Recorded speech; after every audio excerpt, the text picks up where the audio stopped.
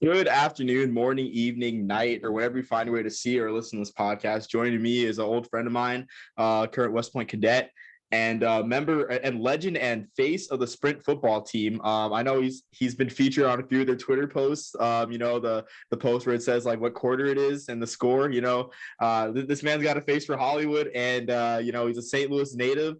So I mean, he'll be helping us out with this topic that we're covering today. So. Joining me is Adam Fuqua. Adam, how's it going, man? It's been a while.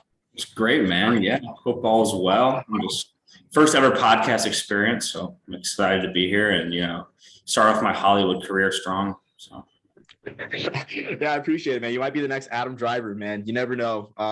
Never know. So earlier this week, Arkansas-Pine Bluff blindsided everyone, honestly, with the announcement of a game in St. Louis.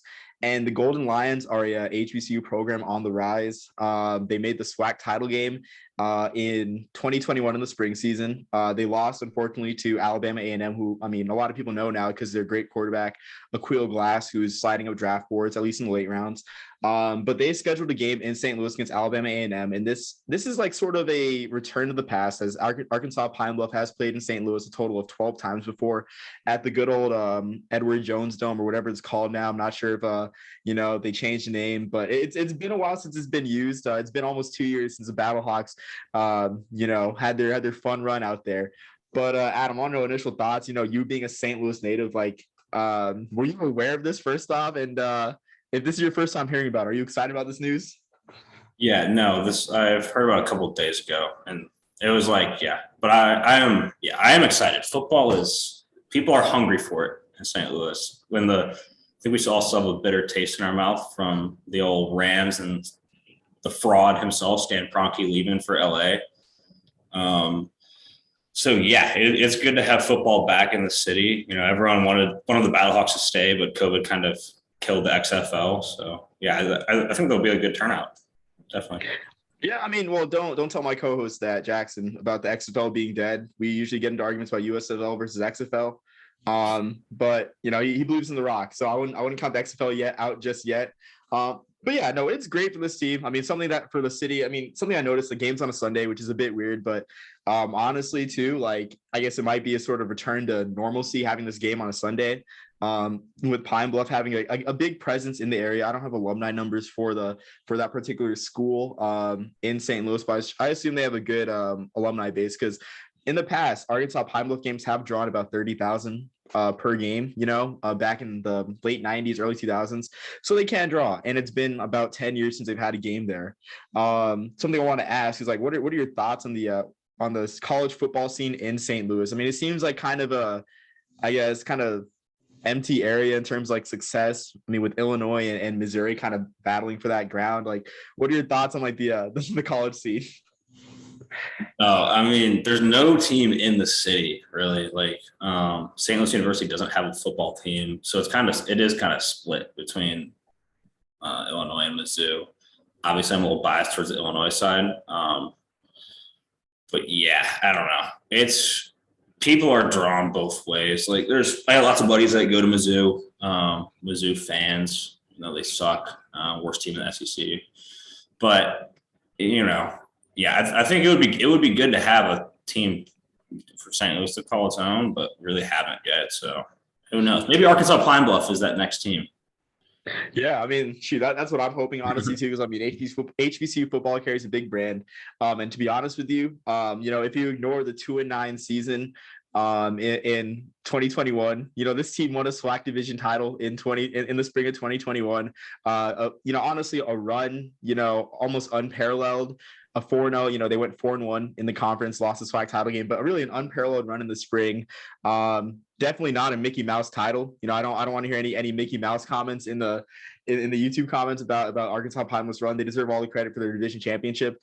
But if you look at the track record, like, Arkansas Pine Bluff has a more recent 4-0 start to both Illinois and Missouri. Missouri's last 4-0 start being in 2014 or no 2013. Yeah, 2013, when they went to the SEC title, and Illinois' last one being 2011 when they started off 4-0, then the wheels fell off and they ended up playing the Kraft Fight Hunger Bowl at the Giants Stadium, the baseball Giants Stadium. So I'm sure Adam has some fond memories of that game. But yeah, like I mean, the track record is generally better too. And I will note that that 4-0 start was Illinois' first 4-0 start since 1951. So you're looking at a program with only one 4-0 start since 1952, which I mean, I'm not sure if that's the main metric you look at for success. It's one of my main metrics. It's 4-0 starts. Like Pine Bluff has the same amount since 2020 that Illinois does since 1952. So I think definitely there's some ground to be taken in St. Louis. Sure. I mean, I'm a big SWAC guy, but I think SWAC and Big Ten, little different levels there, competition wise and out of conference games. But yeah, you can make the argument. I mean, the Fighting Juice Williams of 2011, I thought they're going all the way, but apparently not. I guess it wasn't good for the Omar Borjas and the SWAC stands of the world. I mean, I will say, like, you say you're a SWAC guy, man, but you talk about the level of competition. I mean, Walter Payton, is he not a SWAC product? Are we just going to sit here and act like you, one of the biggest Bears fans there is, like, that he's not a SWAC product? Or Tariq Cohen? I'm a SWAC guy. I am a SWAC guy. I'm also a realist and just understand the competition level there. But yeah, it's growing. It's growing too. And Tariq Cohen, hopefully make his way out of Chicago here soon, but that's a conversation for a different day. It's a very sore topic for both of us, but yeah, I mean, I definitely think there's some uncharted ground. I mean, like, I guess for laymen like you and I, guys that didn't go to HBCUs, like, is this an event that you would like find yourself going to with like nothing to do on a Sunday? I would, yeah. No, St. Louis is a big like downtown area next to the Dome. I think they just call it the Dome now. I think Edward Jones didn't want to pay for that sponsorship anymore. But yeah, like it's a big party scene down there. I guess something people would go to. There's a little ballpark village, they call it, with some bars and stuff. And yeah, people absolutely would go down there, tailgate, and then head over to the game. I think it's a good idea. I mean, I wish the SWAC would kind of make this like a yearly thing. It'd be kind of cool. Yeah, I mean, I think it's a test run too, but I mean, geez, man, that sounds like such a great time, honestly. Like going to St. Louis downtown on a Sunday and get some Dome action.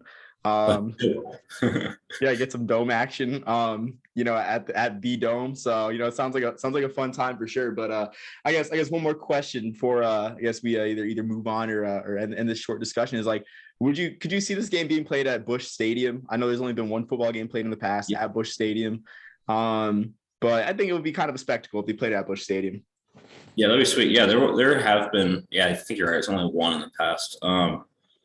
Yeah, that would be sweet. It's like, so St. Louis Cardinals fans are, I think statistically, it's like they sell out the most out of any MLB team, or at least one of the most. Pretty hardcore, and people love going to Busch, and Ballpark Village is right next to Busch, so that would be even more like a scene, an event. So yeah, hell yeah, I would love that. Yeah, no, absolutely. I mean, I'm always a sucker for ballpark football too. I mean, being a history guy, that's the way football is meant to be played in the baseball stadiums.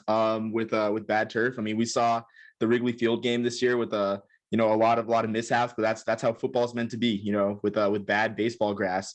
But yeah, no, I would love to see it. I would love to see it as well. I will say, like, I guess this would be like our last discussion point, but do you have any comment on the Edward Jones Dome ending Reggie Bush's career? Because after that injury at the Dome in 2013, he was never the same. And as a Niners fan, I'm still pretty upset about that. Like, I kind of get a bad flashbacks whenever someone mentions Reggie Bush and St. Louis in the same sentence. Yeah, I know. It may be just karma for him cheating his way through college, but yeah, terrible, injury. But I also blame Stan Kroenke, the owner of the Rams, for that incident. He's a fraud. He shouldn't be allowed to be an owner of the NFL team. Stealing the Rams from St. Louis and taking them to LA and winning over there. So love Reggie, hate Stan. Down with the Rams. Well, I mean, you mentioned steal, but were the Rams not a Los Angeles entity before moving to St. Louis? So no. Maybe they took them back to the homeland. If That's the way I see it, frankly. No, they rightfully pioneered their way over to St. Louis, found home there, found a fan base that loves them, and Stan just stole them away. Terrible. Okay. I mean, stole, maybe we can use a different word than stole. I mean, the history does not lie that the Rams were stable in LA for over 45 years, but you know, I understand it's a sore topic. Did you not watch the Kurt Warner movie? Did that bring back bad memories? Great movie. Yeah, it was a great movie, except when you factor in that Northern Iowa plays in a dome, and there were no dome football scenes like that. I almost left the theater, honestly. I was just waiting for them to play a home game in a dome, but obviously they overlooked that. But I mean, otherwise, great movie.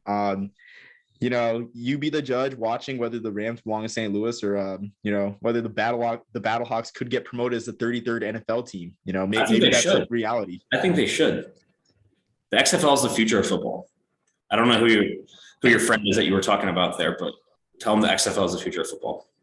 I mean, I do think the USFL has got a way better plan going forward, but I'm here for any spring football. XFL, USFL, Major League Football. That's a third league coming up. It's Dwayne "The Rock" Johnson's bringing the XFL back.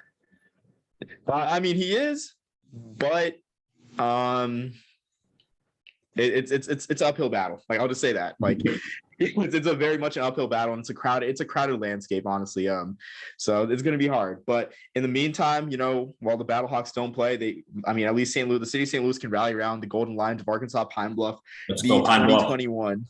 Yeah, the 2021 SWAC spring champions. And to be honest, watching that team's run brought me out of a dark place, in my life, after having a heartbreak, that spring FCS season and that run, really aided my, emotional mental health, so I owe that to Arkansas-Pine Bluff. Yes, absolutely. Are you going to try to make your way up to St. Louis for the game? Yeah. I mean, I didn't show the folks the shirt. Got to wrap this. So there we have it, so I will try to make it to the game, hopefully. Looking like training schedule's kind of light there, but yeah, I mean, I'm excited too. If a guy in El Paso is excited about this game, then you should too. So yeah, tune in. Let's go Pine Bluff. Yeah, go Golden Lions. And Adam, it's been nice having you for this brief appearance, man. It's been nice catching up. Any final words? No, when this podcast takes off, I want every viewer to remember this episode and remember this face. Stephen A. Smith, I'm coming for you. You sure not coming for Mad Dog Russo? Mad Dog's coming for Stephen A. right now, so he is. It'll be an interesting battle. Yeah, he's got to learn to sit on the chair first before he can come after Stephen A. He does. But until next time, Adam, thanks for joining. Really appreciate it. And until next time, everyone, peace, love, and soul. All right, Omar.